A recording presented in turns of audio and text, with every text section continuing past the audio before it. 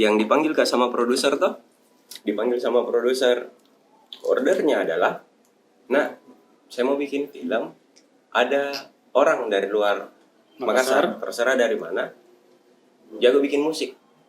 Intinya ada orang dari luar kota jatuh cinta sama orang Makassar dan dia enggak kembali ke kotanya. Lupa Kak, jago bikin musik atau enggak.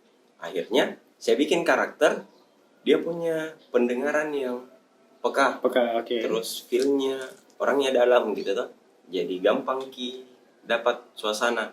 Nah karakter cowoknya seperti itu yang dari luar kota. Dia datang dari Jakarta, seorang komposer musik handal, selalu dipakai musik-musiknya untuk iklan perusahaan besar. Terus karakter perempuannya perempuan sederhana, tapi periang dan sebagainya, toh yang disukai sama banyak orang. Ceria, lucu, itu saya bikin karakternya seperti itu. Bla bla bla bla bla bla. Jadi Halo Makassar. Jadi terus nah itu lewat berapa revisi? Berkali-kali revisi. 18. Halo Makassar ya. Halo Makassar 18 tuh pernah bikin cerita ini 18 kali. Naskah pertama aku itu la ilaha illallah. Skripsi dulu berapa kali revisi skripsi tak? 2-3 kali di paling. Skripsi judulku yang banyak. Oh judul. Oh. Terlalu kontroversial. Tapi ini lebih banyak 18. Lebih banyak. Terus dan bagaimana? Akhirnya saya berpikir tanpa tanpa menganggap enteng. Tanpa menganggap enteng kerja kerasnya orang-orang. Setelah menulis naskah pertama aku, saya bilang menulis skripsi itu tidak ada apa-apa. Iya bilang apa gitu? Kasarnya. Mungkin pada waktu zaman menulis skripsi itu memang susah, tapi pada hari ini saya bilang tidak ada penderitaannya menulis skripsi. Daripada serius karena skripsi itu data kan diolah. Iya betul. Sementara menulis naskah adalah imajinasi tak harus disuka sama orang-orang. Bukan disuka sama penguji. Penguji berapa orang? Ya paling 3-4. Kalau naskah kan banyak ya, banyak nih. Kalau tidak banyak yang suka rugi. Iya betul. Berarti bagaimana cara tak explore diri, tak cari ide, misalnya kan revisi skripsi pertama, skripsi lagi, naskah pertama tak ditolak. Bagaimana cara tak explore supaya bisa diterima? Riset betul-betul riset. Jadi naskah pertamaku karena kuandalkan diriku sebagai penulis fiksi, murni imajinasi. Draft 1 murni imajinasi, semuanya imajinasiku. Oke. Dikasih, Pak, sutradara 1, produser sama beberapa orang chief. Yang dia bilang sutradara adalah, nah, kalau kau kasih jadi film festival ini, lulus Ki. Orang suka. Oke, orang suka. Karakter cowoknya anu banget, karakter ceweknya gini banget. Terus semua bla bla bla bla. Orang suka. Tapi kalau kau bikin film film apa ya? Bahasanya komersil film kan? Industri komersil ya. Nggak bisa. Nggak laku. Kenapa? Karena ada beberapa hal yang sensitif, hal-hal yang men-trigger apa semua bla bla bla bla bla. Logis semua penjelasannya sutradara karena beliau memang expert. Akhirnya sudah revisi. Nah dari revisian itu buka Kak lagi cara menulis yang baik, belajar Kak kembali. Ku riset diriku, ku kasih kembali ke nol diriku. Riset, akhirnya keliling-keliling mana taksi. Ngobrol sama sopir taksi dengan radio. Terus saya bilang, dari situ dapat Kak ide. Oh, kan awalnya karakter ceweknya ini penyiar radio, suaranya bagus, ceria, terus si karakter cowoknya selalu pakai headset, dengar musik dan sebagainya. Nggak sengaja dengar radio, dia dengar itu cewek, semua bla bla bla bla. Ketemu di situ, ku ubah. Jadi si cewek adalah operator taksi. Dia yang infokan ke sopir-sopir taksi di sini ini macet, ada ini juga. Di sini kejadian, ini ada ini, dia sapa. Yang kerja malam mungkin atau kerja malam dia sapa pengguna taksinya apa semua. Akhirnya di situ dapat idenya situ naik taksi. Jadi keliling kan. Bukan naik PT, aku bilang. Naik PT aja, cuman aku bilang kalau gue sih naik PT ini orang terlalu low. Nah, yang lagi hype di situ di kelas menengah pekerja. Nah, ya sudah, ku angkat, jadi seperti itu. Jadi bisa dibilang inspirasi itu datang pas memang lagi lagi riset sebenarnya apa yang bisa saya cari. Ke Getcase, kemana, lihat-lihat orang, dengar radio, pika depannya, radio, lihat orang kayak gimana. Gitu sih, belajar begitu. Apa melihat kegiatannya orang? Berusaha aja, tidak kasih. Ku pangkas diriku sedikit mungkin jarakku sama apa yang mau saya tulis. Itu gunanya riset. Jadi memang melihat kalau misalnya lagi mau tulis tentang mahasiswa ke kampus risetnya. Kampus, anak muda palsu begitu. Anak muda palsu. Nah, 2 bulan kayaknya keliling kampus-kampus semua di Makassar. Cuman ngopi di kantin. Iya. Lihat-lihat apa dibikin mahasiswa. Sambil dengar mahasiswa ini ngeluh ini, mahasiswa ini ngeluh ini. Terus kalau kan tadi Halo Makassar 18 kali revisi. Sampai anak muda palsu berapa kali misi revisi jadinya? Udah sampai 5. Karena tanda kutip banyak bodoh Kak kalau enggak banyak belajar Kak dari 18 kali. Iya juga sih masuk akal. Halo Makassar aku tulis dan selesai. Saya enggak tahu sindrom atau apa gitu toh, dan saya enggak mau menganggap diriku aneh. Cuman beberapa bulan Kak itu enggak bisa, bukan beberapa bulan, beberapa minggu. Apa bulan? Beberapa minggu Kak itu enggak bisa membaca. Enak. Iya, mual. Oke. Bayangkan Ki, 1 buku, naskah anggap buku, naskah anggap buku. Kita baca, enggak tahu itu terus berapa kali ya? Enggak tahu berapa ratus kali, entah puluhan, entah ratusan. Karena 1 kali revisi itu kan dibongkar lagi, dibaca ulang. Adegan ini dibalik, adegan ini dibalik, adegan ini dibuang, adegan ini diisi. Itu diulang-ulang 18 kali. Dan saya tidak mau mengulang hal itu kembali. Iya, betul. Makanya capek lagi nanti. Iya, berusaha Kak lebih sistematis gitu. Nggak mengandalkan insting, nggak mengandalkan pikiran. Lebih bagus kalau punya bahan untuk diram. Makanya riset penting. Iya. Riset itu proses mengumpulkan bahan-bahan, proses bikin kita relate sama keadaan.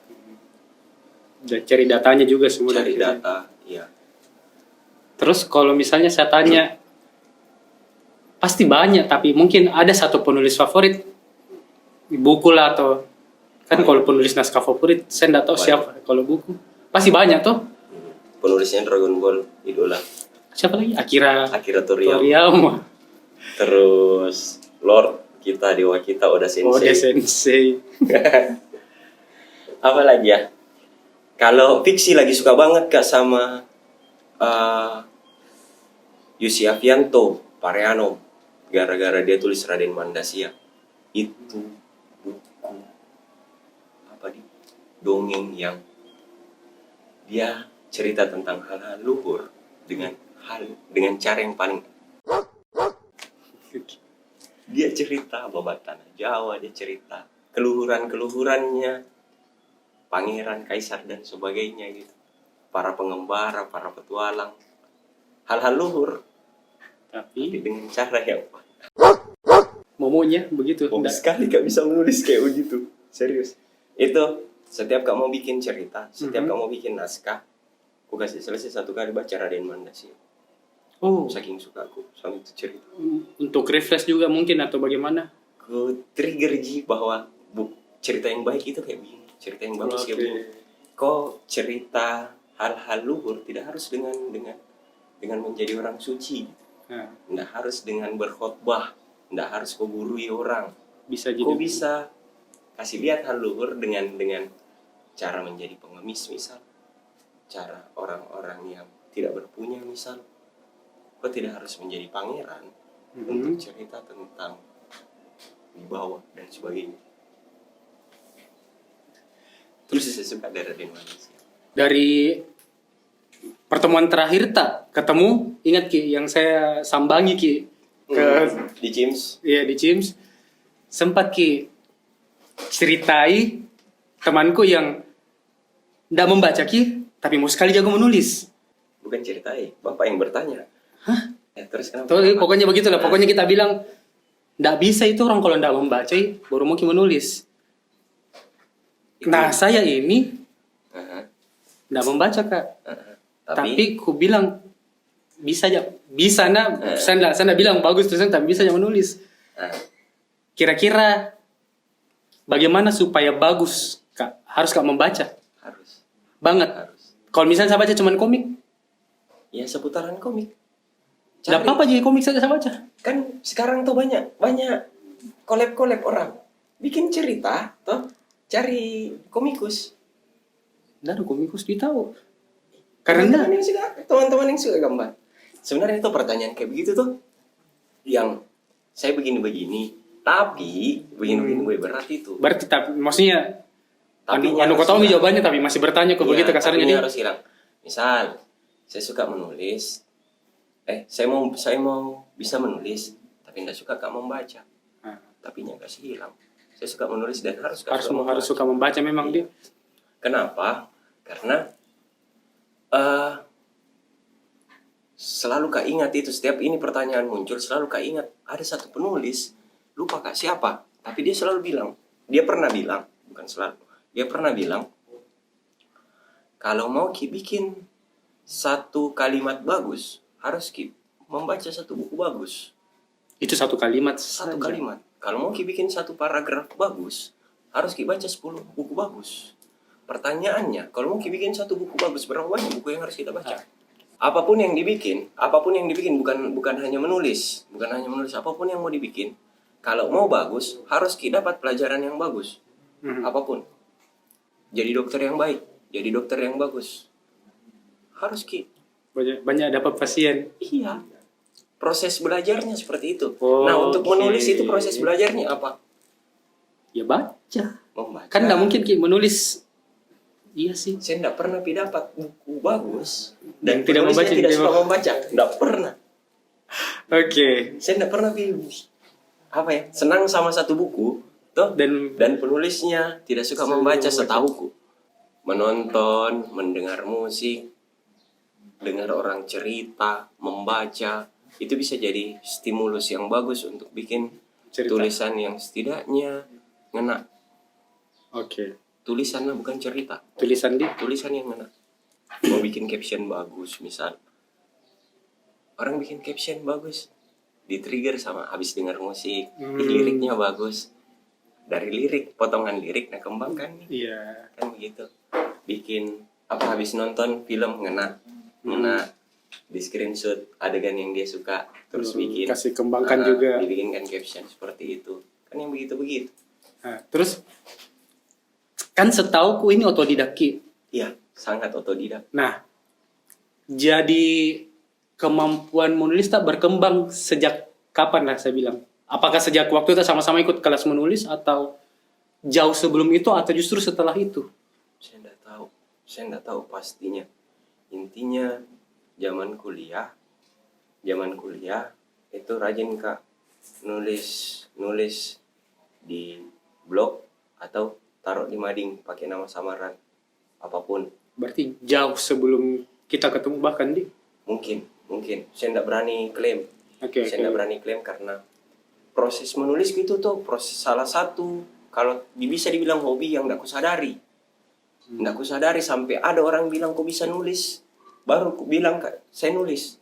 Karena kalau resah Kak, teman-temanku main gitar misal, teman-temanku main gitar, saya bikin 1-2 bait tulisan. Kasih bunyi-bunyi AA terakhir. Kita punya aku punya sahabat. Kuluk lagu nih, aku punya sahabat. Aku punya sahabat, dia tidak berbakat. Kadang dia sok kuat, tapi dia terhebat. Yang bikin begitu. Kasih berima. Iya, kasih sama akhirannya suka kayak gini. Terus mungkin karena semakin di-trigger suka naik gunung, dapat suasana tenang, dapat yang feel untuk menulis memang. Jadi misal pergi di camp di air terjun yang nggak harus naik sampai puncak sambil dengar suara air, kan suka bawa notebook kecil, buku kecil, tulis. Dan itu permasalahanku yang kuanggap masalah buat diriku. Saya lebih lancar nulis pakai tangan daripada ngetik. Jadi kalau ditodong tuh bikin puisi sekarang. Nulis tangan. Dikasih komputer nggak bisa. Bukan nggak bisa, berat sekali ku kerja. Tapi kalau dikasih ke pulpen, sama kertas bisa. Ku coba. Sini ku coba. Nak bikinkan lirik dong. Bikinkan lirik. Ku coba. Kalau ada pulpen sama kertas. Kalau ketika tidak bisa tidak berkembang tulisannya. Terus ini, apalagi tadi kan otodidak. Berarti yang saya mau tanya, apakah kalau mau menulis harus kursus atau kalau kita sekarang kalau dikasih kesempatan belajar atau kursus menulis mau ikut atau enggak? Mau. Berarti secara kasar terjawab pertanyaanku. Mungkin karena kalau menulis adalah kegiatan yang bisa dipelajari seperti nyetir, seperti masak mungkin, masak dan sebagainya. Kalau ada itu kan setidaknya kita tahu baiknya. Oke, panduan-panduannya. Orang yang nyetir, orang yang nyetir secara otodidak belum tentu dia tahu fungsi marka jalan. Iya juga, iya. Ketika orang ikut kursus, ada tanggung jawab moralnya yang pemberi kursus kasih tahu, Ki. Kalau garis putus-putus di jalan itu artinya apa? Kalau garis tidak putus-putus itu artinya apa? Tuh, hal-hal seperti itu yang mungkin kusadari diriku sekarang bisa gak bikin tulisan. Tapi apakah efektif caraku bikin tulisan atau tidak? Nah, ketika ikut ke kursus, ya setidaknya bisa gak belajar kembali. Bilang Ya, setting diri tak sebagai bukan gelas yang penuh gitu tuh. Gelas yang penuh. Selama ada orang mau kasih ilmunya, ambil. Itu kenapa saya ikut kelas menulis Keponas, padahal semua orang di dalam cerita tentang hal-hal non fiksi, cerita tentang kegiatan-kegiatan sehari-harinya, cerita tentang apapun yang tidak berkaitan dengan fiksi. Saya satu-satunya orang di kelas yang bercerita tentang fiksi. Kenapa bertahan Kak di dalam sampai selesai? Karena berpikir Kak, sedikit banyak pasti ada ilmu yang kuambil. Ku sadari saat Kak Dandi, Kak Armin, Kak Jimpe, Dengipul, Kak Lebuk kasih ilmunya. Ada hal-hal yang bisa kuserap. Ada hal-hal yang bisa kuserap. Etnografi, cara aku gambarkan suasana yang dulu semua mauku. Oh ternyata ada tekniknya. Gambarkan suasana, cerita yang hanya bisa dibayangkan sama orang-orang. Jangan cerita hal yang jauh. Bikin sungai cerita. Supaya alurnya tidak berantakan mungkin. Ya, tidak berantakan dan tidak flat. Ada naik turunnya. Terus kalau misalnya, berarti yang saya mau tanya, menurut ini skill yang harus dikuasai sama penulis adalah? Tidak tahu Kak. Karena otodidak saya tidak tahu skill apa yang harus dipunya. Yang saya tahu adalah apapun yang berkaitan dengan seni, pegiatnya harus peka. Pegiatnya tidak boleh berjarak. Peka terhadap sekitar juga. Peka terhadap sekitar. Minimal peka sama apa yang dia mau tulis, apa yang dia mau bikin. Iya. Seniman apapun, menurutku dia harus peka sama apa objek yang dia mau bikin. Pematung sama objeknya. Terus ini ada enggak keuntungan yang kita dapat dari menulis selain yang mungkin dapat dari dibayarnya atau dari kontrak ada enggak keuntungan yang kita rasa kita dapatkan dari menulis? Karena saya susah mengekspresikan diriku lewat kata-kata, lewat setidaknya jadi sarana pelepasan stresku. Menulis keresahan-keresahanku bisa ku keluarkan, imajinasiku bisa ku keluarkan lewat tulisan. Maksudku, saya bukan orang yang straight, begini Kak, galau Kak, atau temanku yang jago main gitar, dia galau ambil gitar, berteriak menyanyi, lepas. Cara aku kasih lepas bebanku mungkin lewat menulis. Bikin caption 1 2 selesai lepas. Ada yang ikut lepas ada perasaan lega ketika selesai kamu menulis. Minimal di notes kalaupun tidak terposting. Dan memang lebih banyak yang tidak terposting. Terus kalau misalnya mau Kak memulai menulis selain membaca, kan tadi sudah dijelaskan, selain membaca apa tips yang harus saya mulai? Bagaimana cara aku memulai untuk menulis selain saya harus membaca? Intinya itu kan kenal sama apa yang mau dibikin, apapun. Kenal sama yang mau dibikin. Sudah, kenali apa yang mau dibikin. Misal enggak suka membaca. Suka tak apa? Nonton, dengar lagu. Bisa tulis review film, begitu juga mungkin. Iya. Lihat-lihat keadaan sekitar. Itu kan teman-teman di kelas menulis dulu kan, yang non fiksi begitu. Caranya stimulus untuk setidaknya aplikasikan teknik yang sudah diajari, teknik menulis yang sudah diajari adalah lihat kondisi sekitar. Dia cerita pekerjaannya, dia cerita hobinya, dia cerita kesenangan-kesenangannya, dia cerita apa yang barusan dia alami. Bahkan saya ingat sekali ada orang bikin tulisan tentang tulisannya orang, tuh kita ingat ada orang bikin tulisan, tapi tulisannya orang dia ceritai di situ. Ya. Review. Jadi ya review tulisan.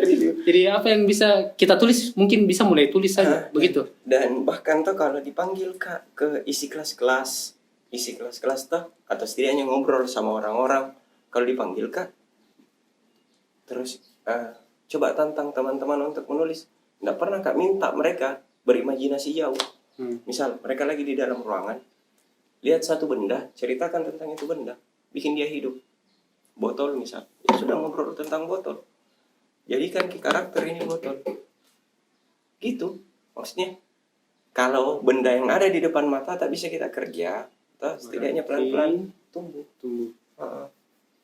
Ada harapan gitu. Kalau misal ada benda di depan mata tanda bisa ditulis. Bukan enggak tahu sih. Lebih try hard mungkin. Saya percaya semua orang bisa menulis, yakin. Toh semua orang dapat pelajaran bahasa Indonesia. Pelajaran bahasa Indonesia itu susah menurutku saya. Iya. Kesini Pak, maksudku. Iya. Makin kesini Pak baru sadar. Nggak segampang itu ternyata bahkan penggunaan di saja yang pakai spasi dan tidak pakai spasi dan masih banyak yang salah. Kaidah berbahasa itu tuh ternyata hal-hal yang kaya gitu. Saya baru Kak sadar. Dulu kan pelajaran bahasa nggak suka Kak kalau disuruh menulis indah karena sampai hari ini tulisanku jelek. Saya juga. Tapi ketika disuruh mengarang saya suka. Tidak peduli orang yang baca bakalan bisa baca, tapi setidaknya bisa Kak mengarang gitu, bisa Kak berimajinasi. Dan kaidah berbahasa itu sambil jalan ya belajar. Jadi EYD, penggunaan di depan kata pakai spasi atau tidak, akhiran yang lebur, kata di depannya lebur atau tidak. Ku kasih sambil ngalir.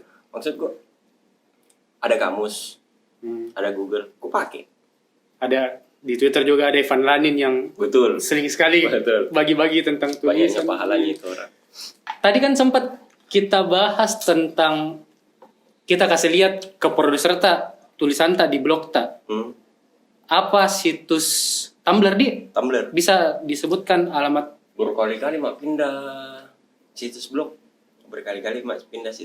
tapi mungkin kan dulu sempat menang lomba, hadiahnya itu dapat web premium, jadi semua tulisanku saya import ke situ dan tidak bikin backup. Nah, ternyata situs premium itu harus dibayar per tahun dan tepat waktu. Ketika pada saat masa membayar ada prioritas yang lain, saya pakai uangku. Jadi karena kan kita bukan pada posisi yang mapan. Waktu itu. Intinya waktu itu atau ya saat itu belum mapan gitu Jadi penggunaan uang itu, kos uang itu kan anekonomi Kak. Bodoh Kak kalau enggak bisa ku pos-poskan uangku. Jadi ku pakai untuk yang lain duitku dan tidak ku bayar perpanjangannya. Padahal enggak seberapa mungkin ya waktu itu. Tapi risikonya hilang. Ya, dulu matamatahari.com itu situs premium dulu ya. Nah, sekarang yang bisa ku selamatkan itu ada di Tumblr Mata Matahari juga. Search saja Tumblr. Karena ada aplikasinya Tumblr Mata Matahari saja. Kalau di web masuk ke webnya Tumblr, cari Mata Matahari. Terus mungkin ada yang penasaran apa IG sama Mata Matahari? Semua Mata Matahari. Semua. Titipannya produserku. Tuh nggak tahu harus kita memilih. Nggak boleh. Temanku udah dua, nggak ada yang bentuk. Kalau disuruh memilih tuming atau abu, nggak bisa. Nggak bisa memilih. Tuming nggak akan ada kalau nggak ada abu. Abu nggak akan ada.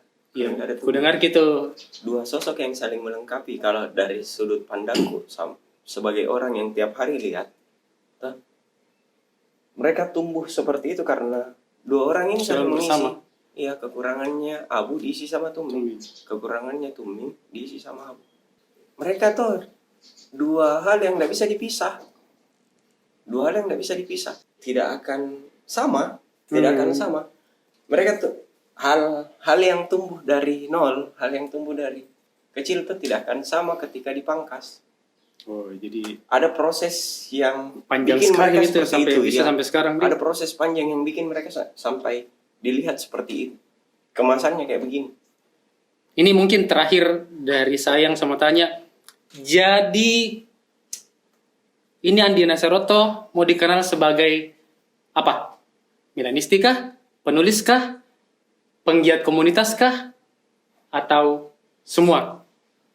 Atau seperti yang tadi kita bilang, mata matahari itu identitasnya ini atau bagaimana? Apa saja? Apa saja berarti ya? Maksudku, ruang tumbuhku enggak pernah jauh.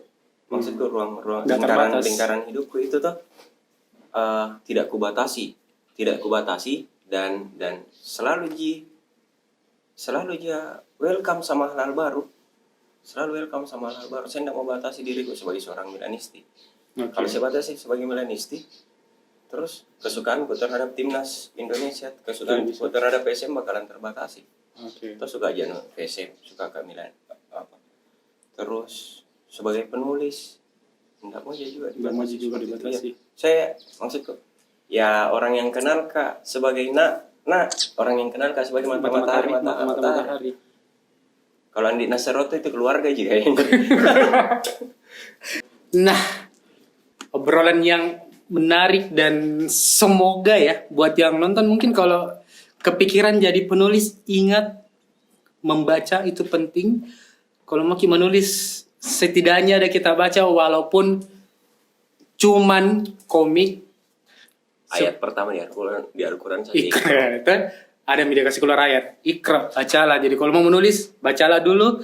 Kalau mau demo, baca dulu. Hah? Kalau enggak jadi. Panjang ini. Lanjut. Closing. Akhir kata saya bro, narasumber saya. Makasih. Mata matahari kayaknya kita jadi mata matahari saja. Kami berdua pamit dulu. Tetap nantikan episode selanjutnya dari Santuy bareng Kopita. Chill dulu bro. Dulu bro.